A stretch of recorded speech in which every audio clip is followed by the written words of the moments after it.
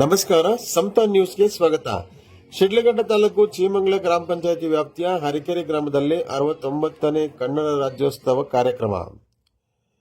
ಚಿಕ್ಕಬಳ್ಳಾಪುರ ಜಿಲ್ಲೆ ಶಿಡ್ಲಘಟ್ಟ ತಾಲೂಕು ಹರಿಕೆರೆ ಗ್ರಾಮದ ಯುವಕರು ಮತ್ತು ಗ್ರಾಮಸ್ಥರು ಸೇರಿ 69ನೇ ಕನ್ನಡ ರಾಜ್ಯೋತ್ಸವವನ್ನು ಅದ್ದೂರಿಯಾಗಿ ಆಯೋಜನೆ ಮಾಡಿದ್ದರು. ಈ ರಾಜ್ಯೋತ್ಸವದ ಅಂಗವಾಗಿ ಮಹಿಳೆಯರಿಗೆ ರಂಗೋಲಿ ಸ್ಪರ್ಧೆ, ಮ್ಯೂಸಿಕಲ್ ಚೇರ್ಸ್ ಮುಂತಾದ ಸ್ಪರ್ಧೆಗಳನ್ನು ಏರ್ಪಡಿಸಿ ಗೆದ್ದವರಿಗೆ ಬಹುಮಾನಗಳನ್ನು ವಿತರಿಸಿದರು. ಈ ಬಹುಮಾನಗಳನ್ನು ಮಾಜಿ ತಾಲೂಕ್ ಪಂಚಾಯಿತಿ ಸದಸ್ಯರಾದ ಜಿ ಮುನ್ರಾಜು ಹಾಗೂ ಸರ್ಕಾರಿ ಶಿಕ್ಷಕರ ಸಂಘದ ಮಾಜಿ ಅಧ್ಯಕ್ಷರಾದ ಸಿಎಂ ಮುನ್ರಾಜು ಹಾಗೂ ರೈತ ಸಂಘದ ಮುಖಂಡರುಗಳು ಬಹುಮಾನಗಳನ್ನು ವಿತರಿಸಿದರು. ಶಾಲಾ ಮಕ್ಕಳಿಂದ ಸಾಂಸ್ಕೃತಿಕ ಕಾರ್ಯಕ್ರಮಗಳು ಹಮ್ಮಿಕೊಂಡಿದ್ದರು. ಸಮಾರಂಭದಲ್ಲಿ ಗ್ರಾಮದ ಮುಖಂಡರಾದ ಕೋದಂಡ ರಾಮಚಾರಿ, ಹಾಲು ಉತ್ಪಾದಕರ ಸಹಕಾರ ಸಂಘದ ಅಧ್ಯಕ್ಷರಾದ ನಾಗರಾಜು, ಕಾರ್ಯದರ್ಶಿ ಶರಣ್, ಗ್ರಾಮ ಪಂಚಾಯಿತಿ ಅಭಿವೃದ್ಧಿ ಅಧಿಕಾರಿ ತನ್ವೀರ್ ಅಹ್ಮದ್, ರೈತ ಸಂಘದ ಜಿಲ್ಲಾ ಕಾರ್ಯದರ್ಶಿ ಪ್ರತೀಶ್, ತಾಲೂಕು ಅಧ್ಯಕ್ಷರಾದ ಮುನೇಗೌಡ, ಅರಕೇರಿ ಗ್ರಾಮದ ಯುವ ಮುಖಂಡರಾದ ಸಂತೋಷ್, ಮಂಜುನಾಥ್, ಮಹೇಶ್, ಊರಿನ ಗೌಡ ಆಂಜಿನಪ್ಪ, ಬಚ್ಚರೆಡ್ಡಿ ಕಾರ್ಯಕ್ರಮದಲ್ಲಿ ಮುಖ್ಯ ಅತಿಥಿಗಳನ್ನು ಸ್ವಾಗತಿಸಿ ಚಂದ್ರು ನಿರೂಪಣೆ ಮಾಡಿದರು. ಇನ್ನೂ ಹಲವಾರು ಗ್ರಾಮಸ್ಥರು, ಯುವಕರು ಹಾಜರಿದ್ದರು. ಪಂಚಾಯತಿ ಸದಸ್ಯರಾದ ಶ್ರೀನಿವಾಸ್, ವೆಂಕಟೇಶ್ ಇತರರು ಹಾಜರಿದ್ದರು. ಪ್ರಧಾನ ಸಂಪಾದಕರು ಹರಿಕೆರೆ ಮುನ್ರಾಜ್, ಸಮತಾ ನ್ಯೂಸ್ ವರದಿ. ಪ್ರಧಾನ ಸಂಪಾದಕರು ಹರಿಕೆರೆ ಮುನ್ರಾಜ್, ಸಮತಾ ನ್ಯೂಸ್ ಶಿಡ್ಲಘಟ್ಟ. ಅವರಿಗೆ ಮತ್ತೆ ಈ ಗ್ರಾಮದ ಎಲ್ಲ ಗಣ್ಯರಿಗೆ ಇಂತಹ ಒಂದು ಸುಂದರವಾದ ಒಂದು ಕಾರ್ಯಕ್ರಮವನ್ನು ಆಯೋಜಿಸಿದ್ದೀರಾ. ಸೊ ನಮ್ಮ ಗ್ರಾಮ ಪಂಚಾಯತಿ ಪರವಾಗಿ ಮೊದಲನೇದಾಗಿ ನಾನು ಅಭಿನಂದನೆಗಳಂತ ನನ್ನ ಎರಡು ಮಾತುಗಳನ್ನ ನಾನು ಮುಗಿಸ್ತೇನೆ. ಮತ್ತೊಮ್ಮೆ ಎಲ್ಲರಿಗೂ ಕನ್ನಡ ರಾಜ್ಯೋತ್ಸವ ಶುಭಾಶಯಗಳನ್ನು ಹೇಳ್ತಾ ಎಲ್ಲರೂ ಒಂದೇ ಒಕ್ಕಲಿನಿಂದ ಹೇಳಬೇಕು, ಜೈ ಕರ್ನಾಟಕ ಮಾತೆ, ಜೈ ಕನ್ನಡಾಂಬೆ, ಜೈ ಕರ್ನಾಟಕ ಮಾತೆ, ಜೈ ಕನ್ನಡಾಂಬೆ. Thank you.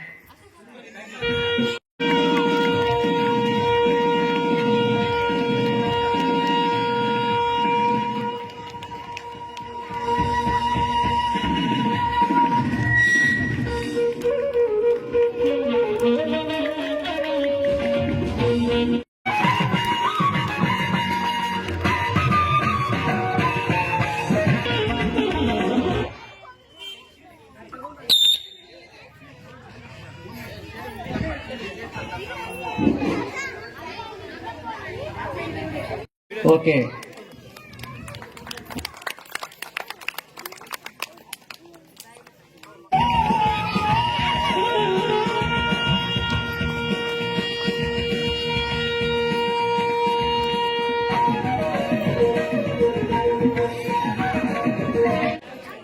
ಹರಕೇರಿ ಗ್ರಾಮದಲ್ಲಿ ಹಮ್ಮಿಕೊಂಡಿರ್ತಕ್ಕಂಥ ರಾಜ್ಯೋತ್ಸವದ ಕಾರ್ಯಕ್ರಮದಲ್ಲಿ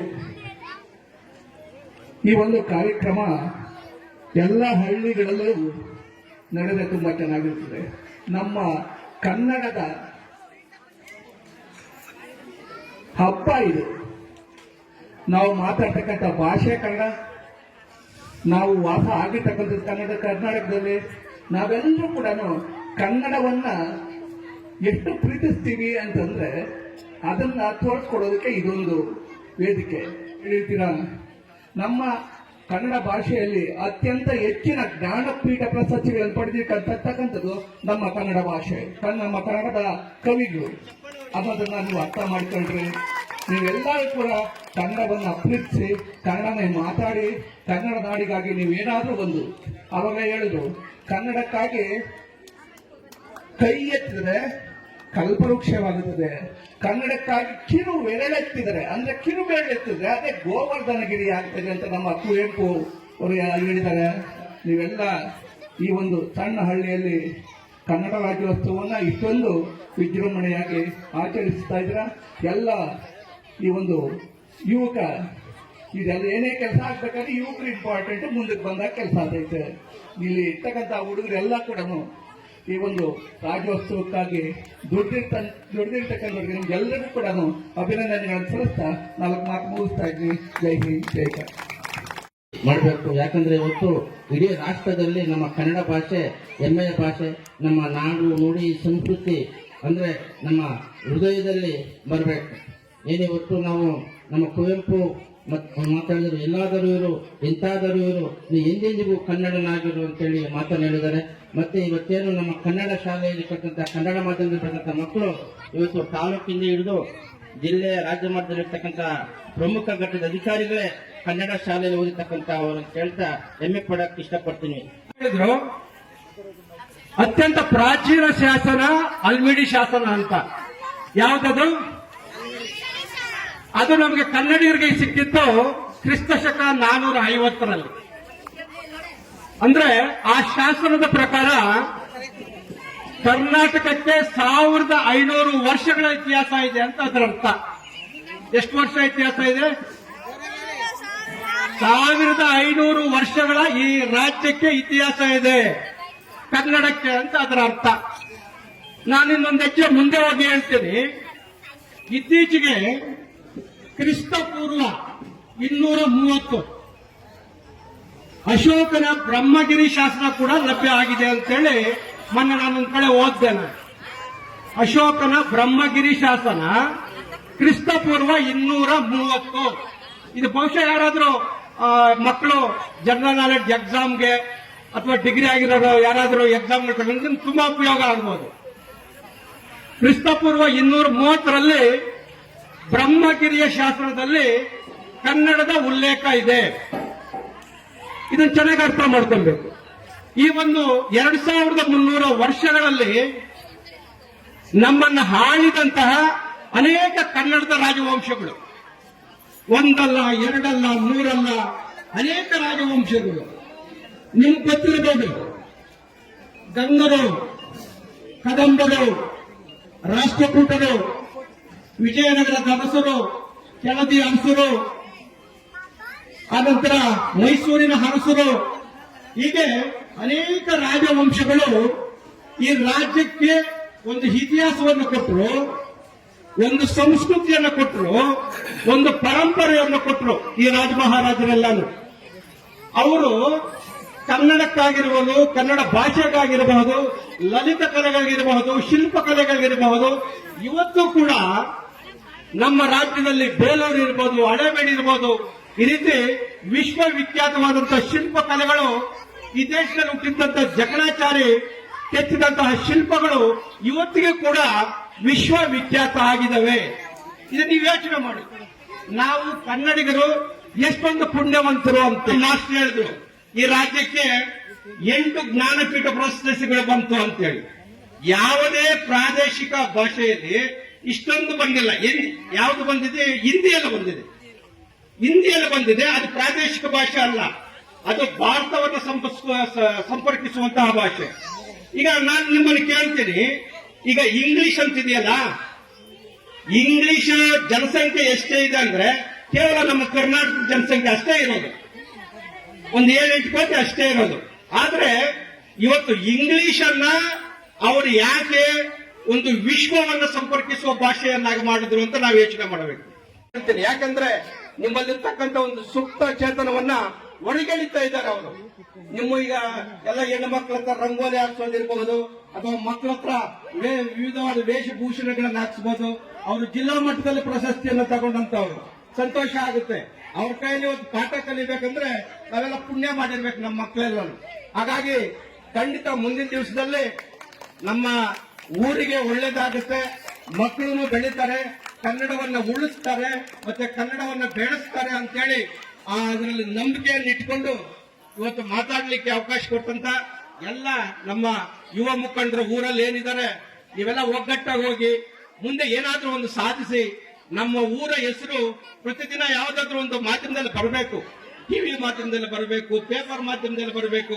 ಅರಕೇರಿ ಅಂತಕ್ಕಂಥ ಒಂದು ಗ್ರಾಮ ಇದೆ ಅಂತೇಳಿ ಬರಬೇಕು. ಆಗ್ಲೂ ನಮ್ಗೆಲ್ರೂ ಹೆಮ್ಮೆ ಆಗುತ್ತೆ. ಖಂಡಿತ ಈಗಾಗಲೇ ಬರ್ತಾ ಇದೆ.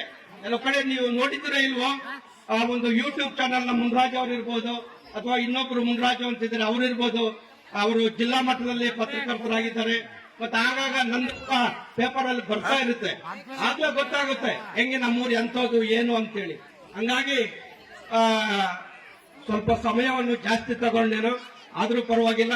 ಒಂದು ನಿಮ್ಗೆಲ್ರಿಗೂ ಒಂದು ಹಿತವಚನ ಹೇಳೋದಕ್ಕೆ ಅವಕಾಶವನ್ನು ಕೊಟ್ಟಿದ್ದಕ್ಕೆ 69ನೇ ಕನ್ನಡ ರಾಜ್ಯೋತ್ಸವದ ಶುಭಾಶಯಗಳನ್ನ ಮತ್ತೆ ನಿಮ್ಗೆಲ್ರಿಗೂ ಹೇಳ್ತಾ ನಾನು ಮಾತನ್ನು ಮುಗಿಸ್ತೇನೆ.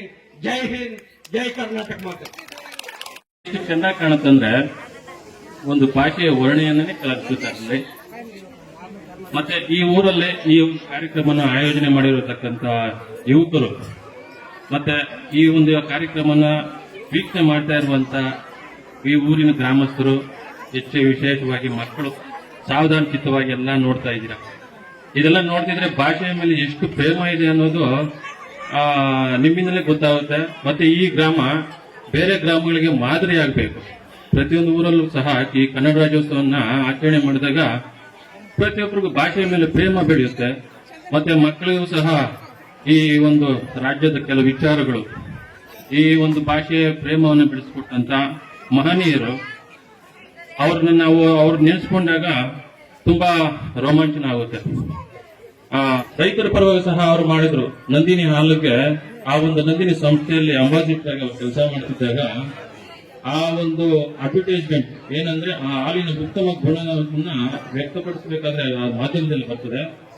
ಆ ಮಾಧ್ಯಮದಲ್ಲಿ ಅವರು ಅಭಿನಯಿಸಿ ತೋರಿಸಿದಾಗ ಆ ಸಂಸ್ಥೆಯಿಂದ ಒಂದು ನಯ ಪೈಸೆ ಸಹ ಅವರು ಹಣವನ್ನು ಪಡ್ಕೊಳ್ಳಿಲ್ಲ. ಅವರು ಅಷ್ಟು ನಿಷ್ಕಲ್ಮಸದಿಂದ ಅವರು ಸೇವೆ ಮಾಡಿದಂತ ಈ ರಾಜ್ಯಕ್ಕೆ ಕೊಡುಗೆಗಳು. ರಾಜ್ಯೋತ್ಸವದ ಅಂಗವಾಗಿ ಹಾಗೂ ಅರಕೇರಿ ಗ್ರಾಮದಲ್ಲಿ ಒಂದು ಕಿರು ಸನ್ಮಾನವನ್ನು ಸ್ವೀಕರಿಸಬೇಕು ಅಂತ ಹೇಳುತ್ತೆ. ಇಂದು ಕನ್ನಡ ರಾಜ್ಯೋತ್ಸವದ ಪರವಾಗಿ ಒಂದು ಕಿರು ಸನ್ಮಾನವನ್ನ ಮಾಡಲಿದ್ದಾರೆ. ಈ ಒಂದು ಕಿರು ಸನ್ಮಾನವನ್ನ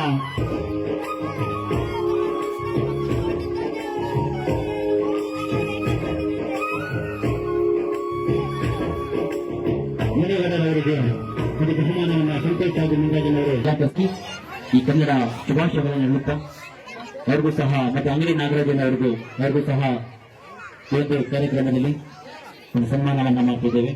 ಭಾಗ್ಯಮ್ಮ ಅವ್ರಿಗೂ ಸಹ ಈ ಒಂದು ಕಾರ್ಯಕ್ರಮದಲ್ಲಿ ಒಂದು ಸನ್ಮಾನವನ್ನ ಮಾಡ್ತಿದ್ದೇವೆ. ಶಾಲಾ ಅರಕೇರಿ ಮಕ್ಕಳನ್ನು ಅರಕೇರಿಗೆ ಸರ್ಕಾರಿ ಶಾಲೆಗೆ ಮಕ್ಕಳನ್ನು ಸೇರಿಸಿ ನಮ್ಮ ಶಾಲೆ ನಮ್ಮ ಹೆಮ್ಮೆಯಿನವಾಗಿ ಸಂಸ್ಥೆಗಳಲ್ಲಿ ಫಲಿತಾಂಶವನ್ನು ಪಡೆಯಿರಿ. ಪೋಷಕರು ಆಂಗ್ಲ ಭಾಷೆಗೆ ಮಾರು ಹೋಗದೆ ಕನ್ನಡ ನಮ್ಮದು, ಕನ್ನಡ ಅಂಗಡಿ ನಾಗರಾಜನ್ ಸಹ ಈ ಒಂದು ಕಾರ್ಯಕ್ರಮದ ಅಂಗವಾಗಿ